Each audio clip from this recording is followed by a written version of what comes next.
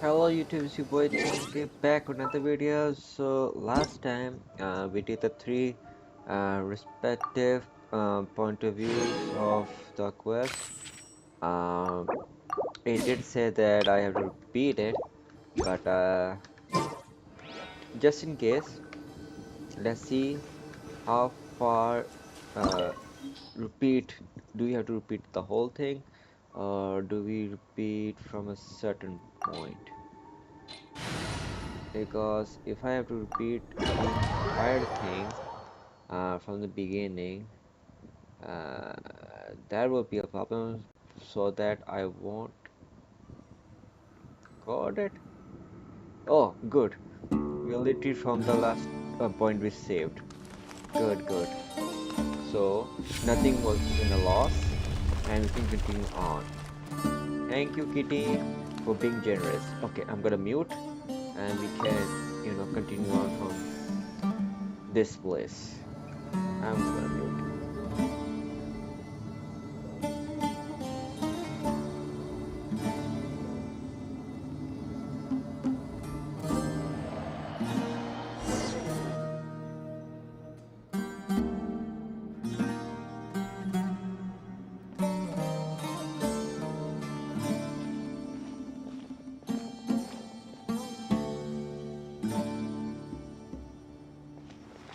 Welcome to my humble abode.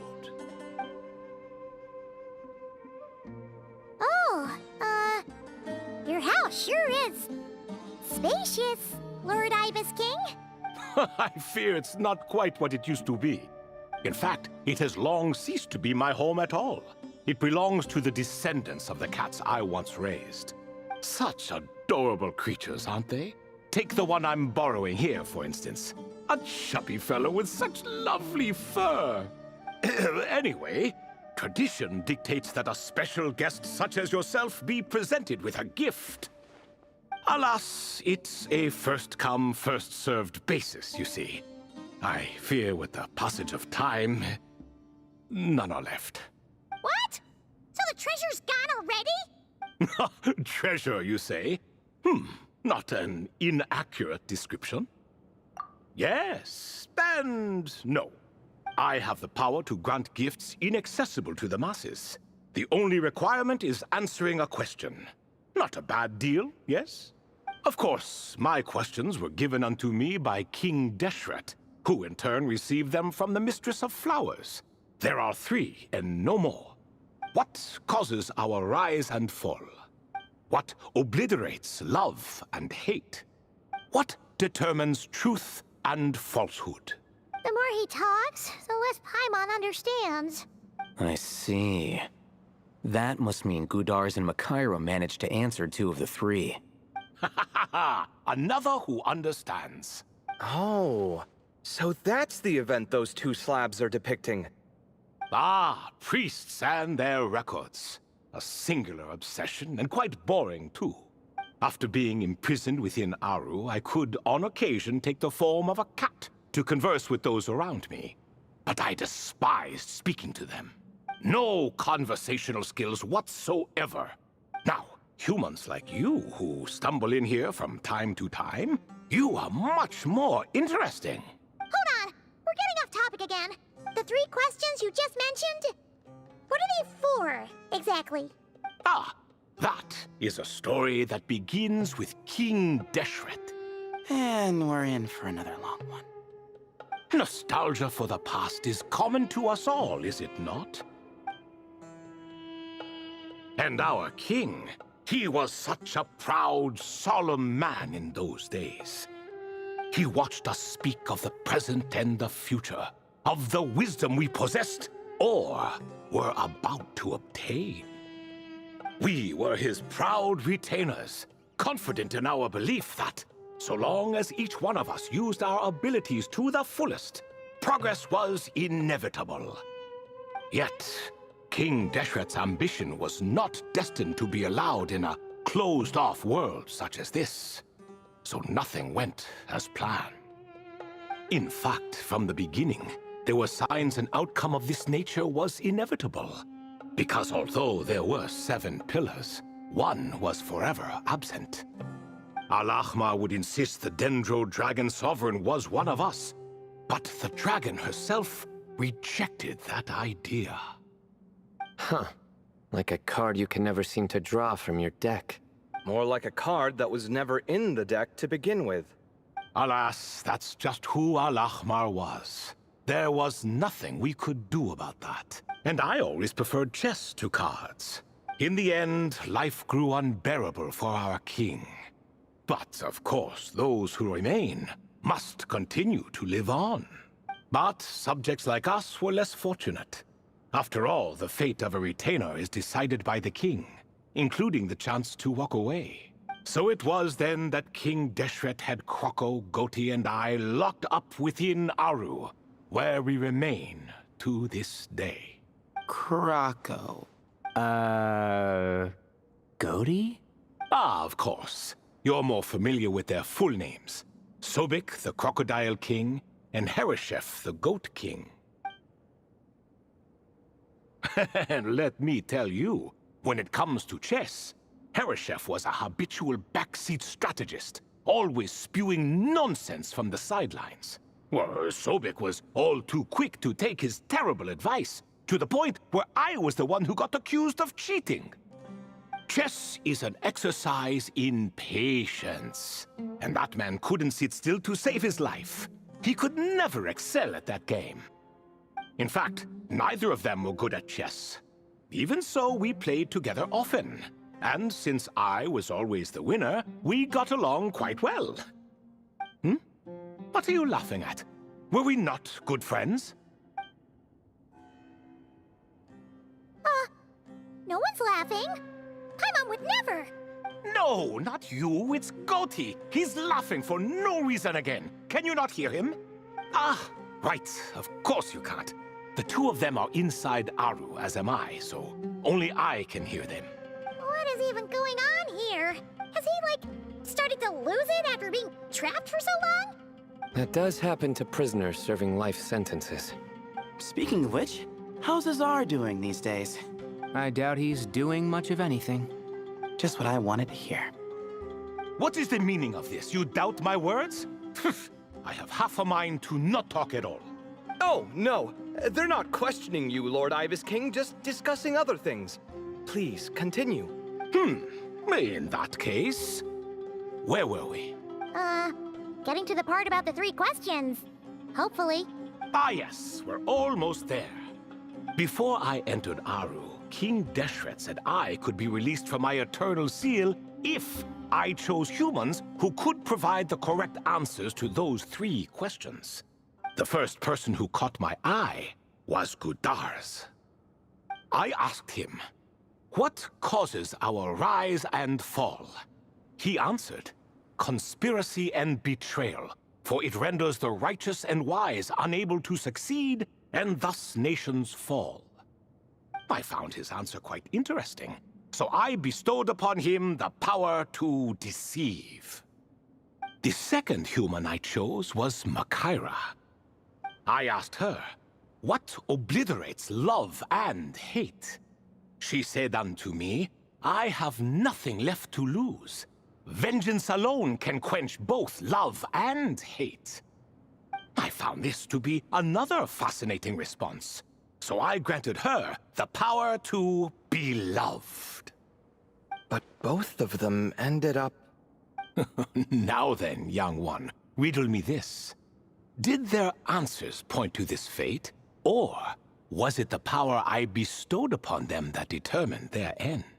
I'm just an observer who doesn't understand their circumstances, so I can't answer. A clever reply. I do not wish to comment either. It is all in the past at this point. My only wish was for their answers to be acknowledged by King Deshret's rules, and bring me one step closer to freedom. As for the final person, her fate remains to be seen, so I will not reveal her name. I asked her, what determines truth and falsehood? And found her answer quite compelling, so I bestowed upon her a gift to match. As you can see, however, I have not been freed, so it's clear the answer she gave at that time was wrong. But alas, 3 people were chosen and 3 questions were asked. So now all I can do is wait. Wait until her wisdom is in line with the rules set forth by my king.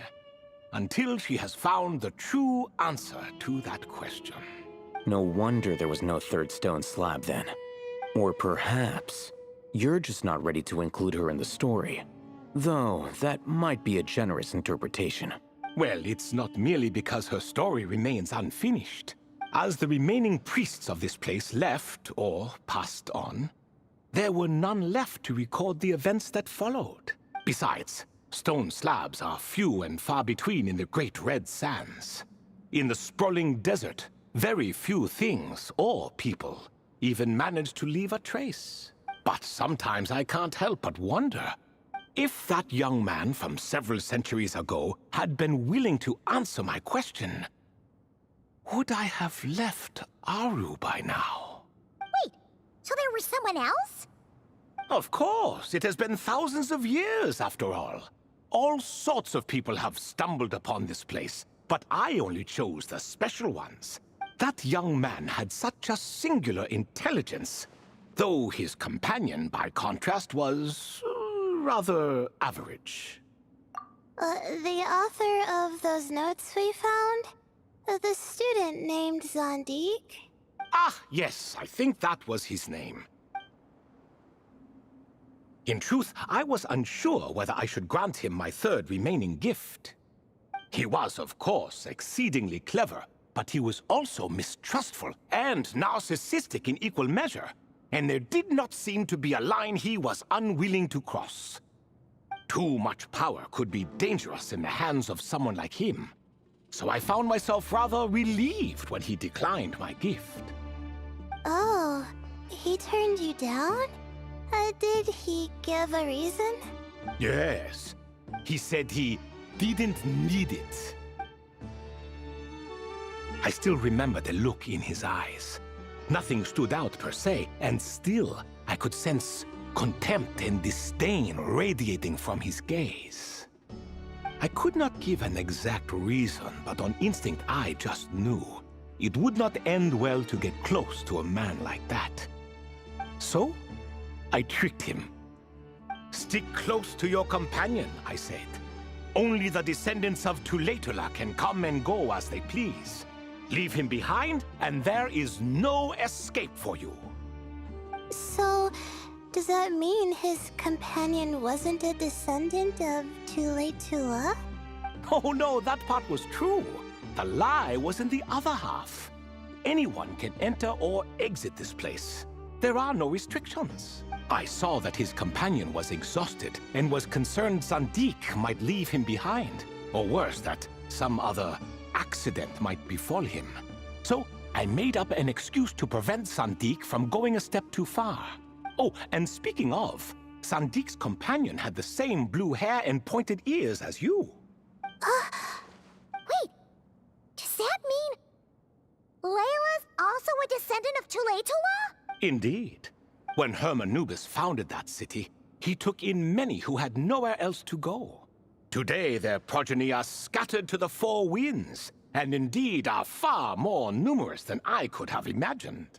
So the person you protected could have been my ancestor.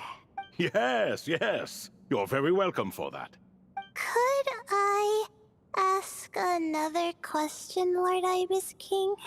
Of course. I have nothing but time, I'm afraid.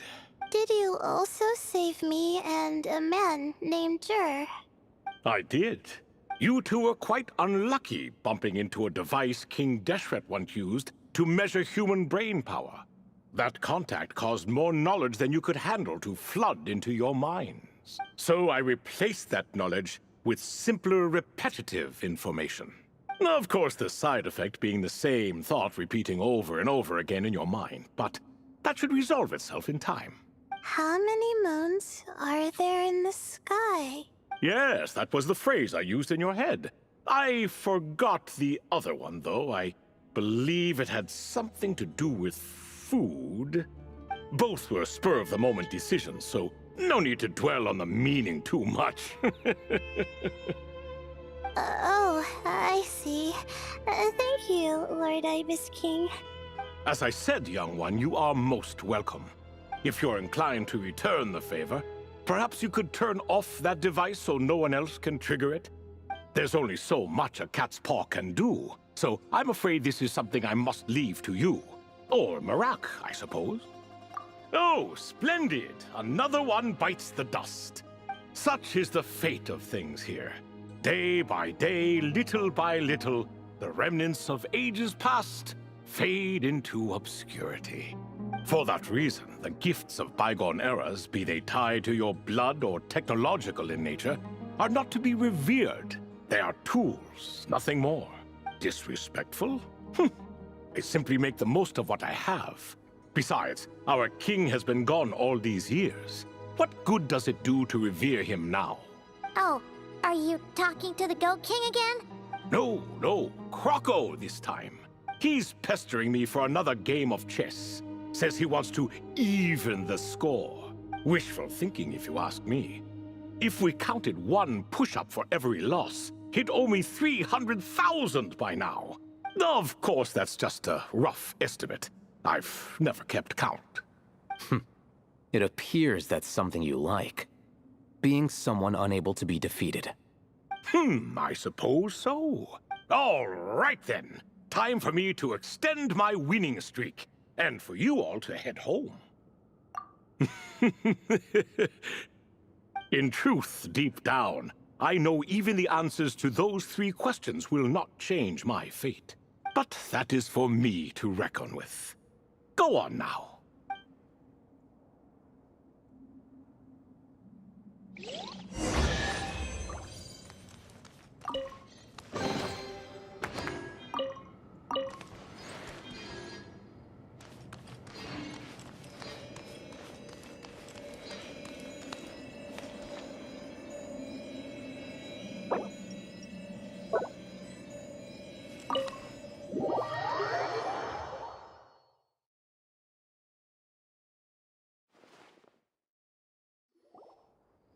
Excuse me, do you even know what time it is? I've harvested 3 crops of tomatoes while you've been gone. You're exaggerating, Professor. I'm making a point. There's a difference. Sincerest apologies for keeping you waiting, Professor Cyrus. See, that's what I call manners. Now, are any of you hurt? Nope. It went way smoother than we expected, actually. I presume the investigation is complete then. Come, tell me all about it. Oh my, did you luck out? If you've read the work from the Vahumana Dashan, you would know that the Ibis King has, well, let's call it a mixed record. Perhaps he softened up a bit in his old age, and that's why he chose to help you. Or perhaps he just didn't have a good enough reason not to help us. See? Marak agrees. How do you even know that's what Marak meant? That could have just been a happy noise. In any case, there's a lot to be happy about. We figured out what happened to Layla and Jur, and there were some unexpected takeaways too. Yeah, I never expected to learn about my ancestry. I've always thought of myself as just an ordinary student. I never would have even considered something like that could be true. Come to think of it, our ancestors might even have been friends at some point. Huh? You're right. Maybe I should take a trip back home to see if I can find any records about that. Oh, I was just throwing that out there.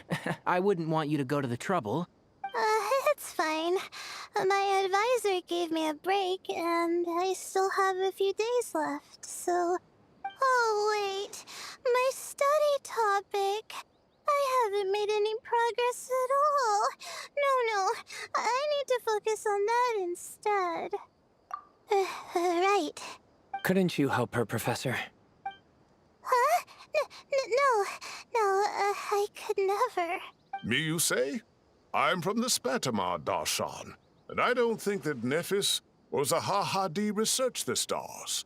All I have to offer are my homegrown tomatoes. Although I suppose it's not impossible. I can ask a few old friends to recommend some interesting topics. You really don't have to. It sounds like a lot of work. Hardly. A few passing questions while we water the plants? It's no trouble at all. Thank you so much. Of course. Now it's getting late, and you all must be tired. Let's wrap things up here. Some say desert nights are the sun taking mercy on us after the heat of the day. So, let's leave while she still feels merciful.